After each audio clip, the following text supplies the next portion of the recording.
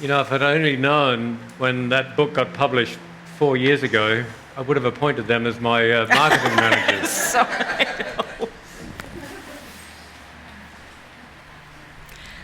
Just So I was at a dinner party a while ago, and I found myself sitting next to a woman I'd not met before. So we were going through the usual getting to know you pleasantries of, what's your name, where do you live, what do you do? Now, I've been a Unitarian Universalist minister for 36 years, 4 years as a student before that. I like being a minister. But in social situations like that, I always rather dread being asked what I do. TJ, you will learn this. That was particularly the case in the UK, where even going to church, let alone being a minister, is generally regarded as a sign of mental deficiency. And I dread it. I dread the question because invariably I get one of three reactions. The first is that I can see the instant look of fear in their eyes and the quick checking for the nearest exit as they apparently think that I'm about to get all evangelical on them. And then for the rest of the evening they apologize if they happen to say anything even remotely irreverent or, goodness, a swear word, given that me being a parson, I obviously have such delicate sensibilities.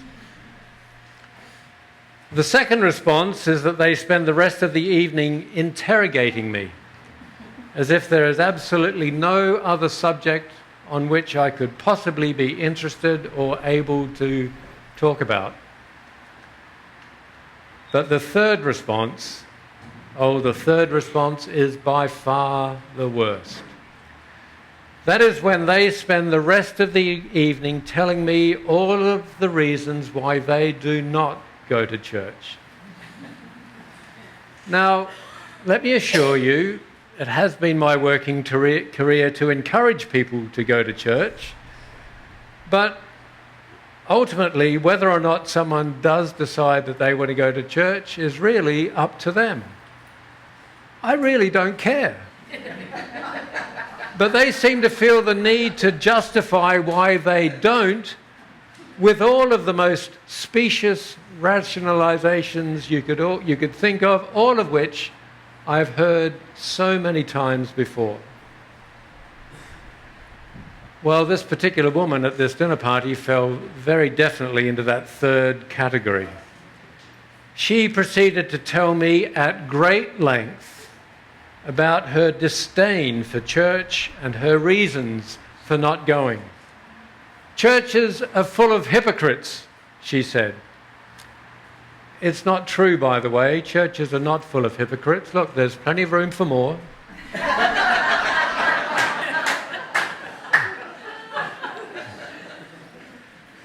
Religion is bunk, she said. Nothing but superstition and nonsense.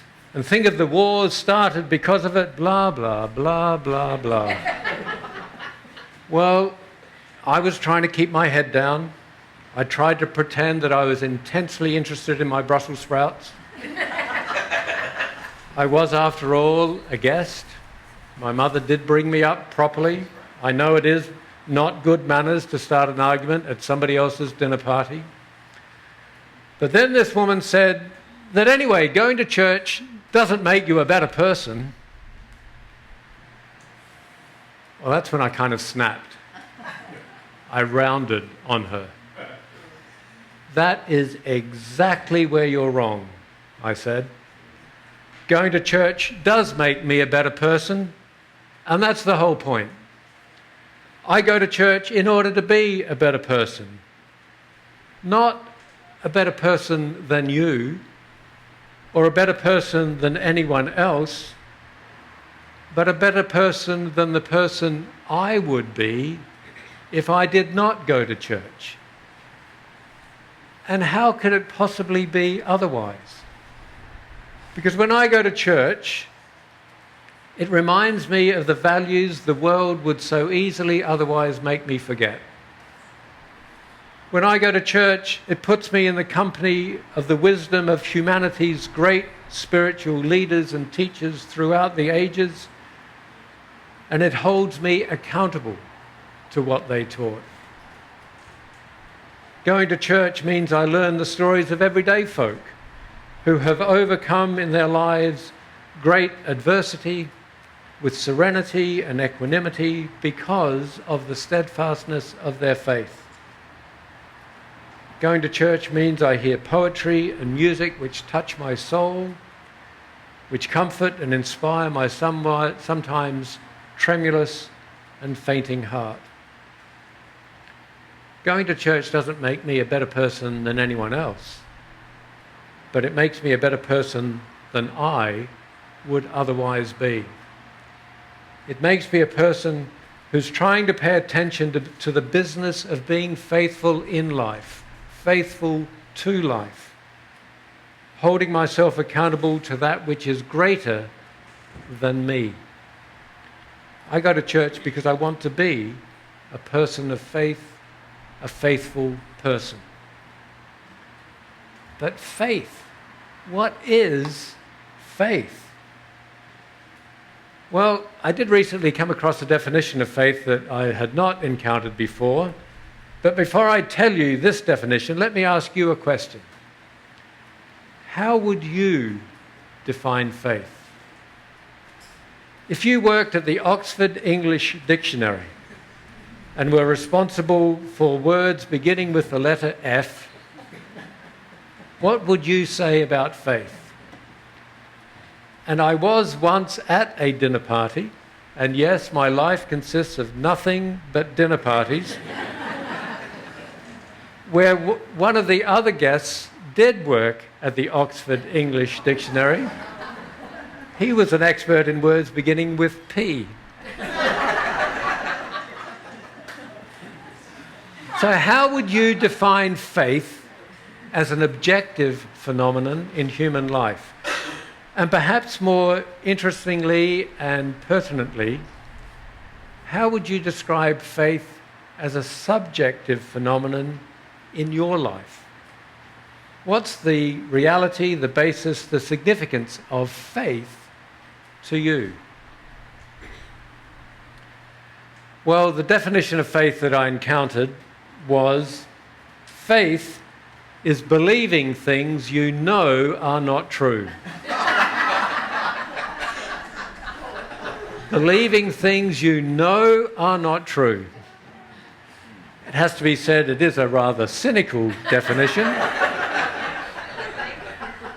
But then Mark Twain was not known for being entirely without his criticisms of the many foibles of organised religion. Twain's rationale was that if you know something is true, then believing it does not require faith. Therefore, faith is believing what you know is not true.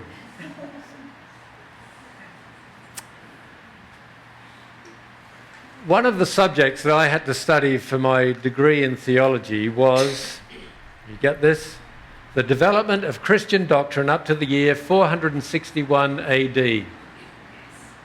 I know, wild and crazy times, right? Those first few hundred years were really very important to the life of the evolving Christian church as it tried to make sense of itself. But it somehow got sidetracked into the mistaken idea that being a Christian meant believing the right things. The original Christians were called followers of the way. Somewhere along the line, they got sidetracked into thinking it wasn't about following a way of life, it was about believing the right things.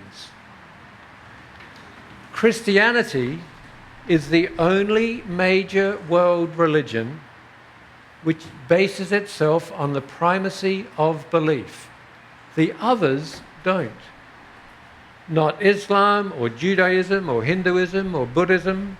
All of them, in different ways, are about practicing the life of faith, not believing the right things. But early on, Christianity got stuck in the idea that that's what it was about, believing the right things. This was largely thanks to the efforts of the Roman Emperor Constantine, who for entirely political reasons converted to Christianity himself and wanted to impose his own hegemony over the empire. Hence, eventually, the Council of Nicaea, which came up with the Nicene Creed, which to this day is recited unchanged week by week in so many Christian churches. I'm sure you could all recite it as well. But note something very significant about the Nicene Creed. It begins with the words, I believe, and then goes on to say things which are unbelievable. It's all about saying you believe things about Jesus. It says nothing about what Jesus taught, what he stood for, how you might live as a follower of what he taught and stood for. Nothing. So the early church fathers, I use the masculine word advisedly, the early church fathers tried to formulate it all into a coherent system of beliefs, separate from but consistent with the Judaism from which it had been hewn, but compatible with the predominantly pagan Gentile world within which it had taken root. What could it all have meant, they puzzled, for Jesus to have been the Saviour and yet to have died so ignominiously, to have been both God and man? It was this great intellectual challenge, a puzzle over which endlessly to fret. So these early Christians kept holding councils, not just at Nicaea, but for the next century or more, at which bishops from throughout the whole Christian world would assemble to argue for weeks and weeks and weeks about the tiniest detail of doctrine. They would meet in smoky back rooms, they would do deals, they would threaten and cajole, and finally they would hold a vote. And those on the losing side, who did not immediately repent the error of their ways, were then banished, imprisoned, or executed. Now, I want to suggest that you introduce this at your congregational meetings. It would certainly add a little zest to... Anyway, it was Tertullian in the early part of the 3rd century who wrote this vast tome on the doctrine of the Trinity, trying to make sense of how 3 could be 1 and 1 could be 3, and each was separate, but they were all the same. And though Jesus was the Son of God, he was as old as God, even though ordinarily a Father does come before the Son. Thousands of pages of this stuff going around and around. You can see why studying it gave me high blood pressure. It was just so thrilling. Poor old Tertullian, he got himself into a terrible tangle, and the more he tried to explain it, the more of a tangle he got himself into, until finally, in exasperation, he throws up his hands and he writes, "It's absurd. That is why I believe it." Well, I guess some things haven't changed. Because when I look critically at the details of what some churches expect you to say you believe, I too throw up my hands and exclaim, it is absurd. The difference is, therefore, I don't believe it. But for all that some things that some people say they believe as articles of their faith might in my entirely non-judgmental opinion, be completely unreasonable. Having faith itself, being a person of faith, is not unreasonable. Not only is having faith not unreasonable, having faith, living in faith, is essential. Because without it, all is lost. There's a story told by a West African tribe about the Sky Maiden. It happened that the people of the tribe were noticing that their cows were giving less milk than they were used to, and they couldn't figure out why. The cows looked as healthy as before, the pasture was as lush as before. Why were the cows giving less milk when they milked them in the morning? And finally, one of the younger members of the tribe volunteered to stay up overnight to see if there was any explanation. So he hid himself behind some bushes, and after a while, he noticed something extraordinary. He noticed somebody, a maiden, this beautiful, beautiful maiden, riding down from the sky on a moonbeam, carrying a pail.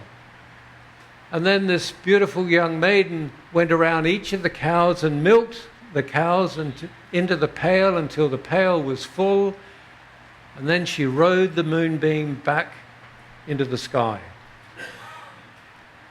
Gosh, thought the young man. So he stayed up again the next night, and sure enough, hiding behind the bushes, he saw this beautiful young maiden riding down on a moonbeam, carrying her pail, milking all of the cows until her bucket was full, and then ascending back into the sky on the moonbeam. The third night, he stayed up again, but this time he set a trap, and when she came down and on the moonbeam with her pail and was milking the cows, he sprang the trap and caught her. "Who are you?" he demanded.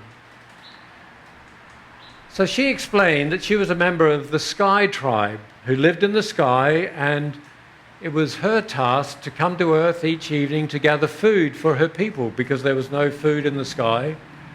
And that was what she was doing. She was milking the cows to take food back to her people. And she was so incredibly beautiful, and this being a story, he said, "Well, I must marry you." And she said, "Oh, well, okay, I will marry you, but I want you to let me return to the sky for 3 days. I promise I will return and be your wife." He agreed. She returned. True to her word, 3 days later she returned, and they were wed, and they were very happy. But when she returned from the sky, she was carrying a small box. And she said, "I will marry you, but you must promise me not to look inside this box." Well, he promised. Of course, time passed, and one day she was out, and curiosity overcame him. He opened the box. There was nothing in it. When she returned, she could immediately tell what had happened, and she said, "You've opened the box, haven't you?" And he said, "Yes, I did, but I really don't understand why it was forbidden me to open and look inside an empty box." And she said, "I have to leave you. I can't be your wife anymore." "Why? What's wrong with looking inside an empty box?" And she said, "I'm leaving you not because you opened the box, because I knew one day you would. I'm leaving you because you said it was empty." It was not empty. When I returned to the sky those 3 days before we married, I collected from the sky everything that was most precious to me about my home, the smells, the memories of my home in the sky, so that when I was here living with you on earth, I would be reminded of my home. I'm not leaving you because you opened the box. I knew eventually one day you would. I'm leaving you because you said it was empty. It was not empty, it was full of sky. How can I live with you when what is most precious to me is mere emptiness to you? Being a person of faith is not about what you believe, much less about what you say you believe. Being a person of faith is fundamentally about how do you see the world? Is the world mere emptiness, in spite of all there is of beauty and charm and miracle, wonder, delight? Or is the world precious, in spite of all there is of pain and anguish, bitterness, ugliness? Being a person of faith ultimately is about how you see the world. Alan Lightman is a self-professed atheist, and in his book, The Accidental Universe, he writes, "Faith, in its broadest sense, is about far more than belief in the existence of God or the disregard of scientific evidence. Faith is the willingness to give ourselves over at times to things we do not fully understand. Faith is the belief in things larger than ourselves. Faith is the ability to honor stillness at some moments and at others, to ride the passion and exuberance that is the artistic impulse, the flight of the imagination, the full engagement with this strange and shimmering world."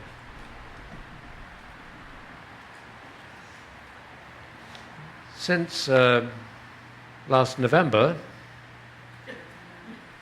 most of us have had our faith severely challenged. Our faith in the wisdom and discernment of many of our fellow citizens, our faith in the reliability, even the durability of this country's democratic traditions and institutions. Indeed, perhaps even so more recently, our faith in the future itself. These have not been easy times. They threaten to get worse. How do we retain our common faith in spite of all there is of pain and anguish and bitterness and ugliness? How do we remain faithful in the midst of justifiable fear?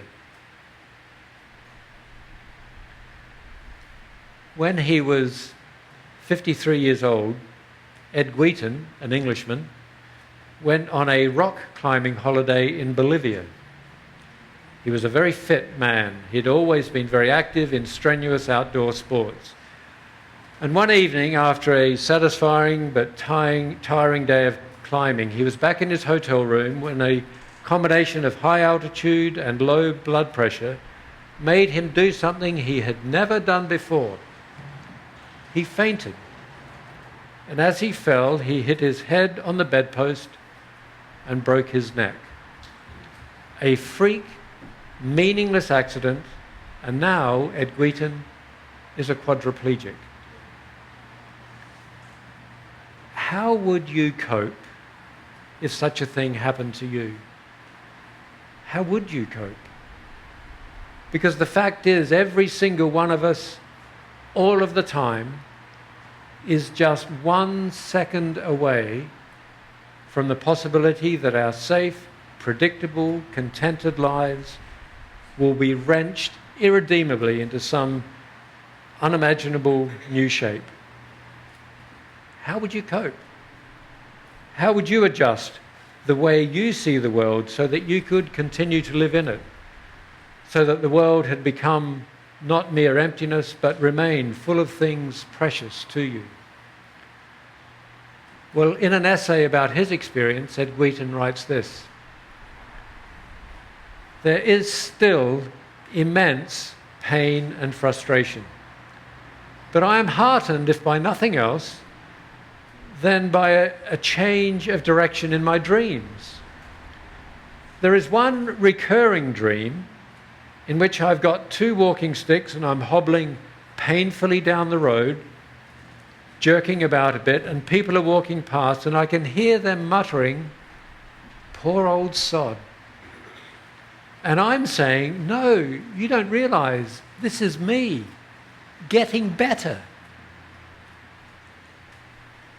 Well, being a person of faith ultimately is knowing that in spite of everything that might appear as evidence to the contrary, in spite of the feeling sometimes that we are strangers and pilgrims in an inhospitable land, in spite of whatever misfortune or malady or malice or mendacious maverick might befall us, in spite of it all, life is good. Life is precious. Life does make sense. It is worthwhile. And though we might not have a clue what it is, there is meaning and purpose to it all. Sometimes people construct elaborate theologies and observe strict rituals and write endless tomes to remind and reassure themselves of that basic article of faith, and sometimes people just feel it in their bones. There is the story of the Jews, prisoners in one of the Nazi horror camps, and one day they decide to put God on trial for allowing the terrible suffering that was all around them. One was the prosecutor, another counsel for the defence, the rest the jury. And after each side had put their case in this mock trial, the jury decided the case for the prosecution was overwhelming. There was no God, and if there was, such a God was not worthy of their worship. And just as they delivered their verdict, one of them noticed that the sun was setting. "Look," he said, "the sun is setting. It's the start of the Sabbath." And together they all turned and prayed. Having faith is what enables you, in spite of everything, still to turn to your God and pray. It is the way you see the world. And coming to church is a way of being reminded that there is this way to see the world. It is to be in the company of all who have seen the world and everything in it throughout the ages, as wondrous, as holy, the ground on which we walk together as sacred, and who have centered their lives on that vision, a vision that sustained them through whatever might have been their fortune, fair or otherwise. And if there are people out there, or at dinner parties, who look at us and say in their condescending way, "Poor deluded sods," we can reply, "No, don't you see? This is us. And we're getting better." Amen.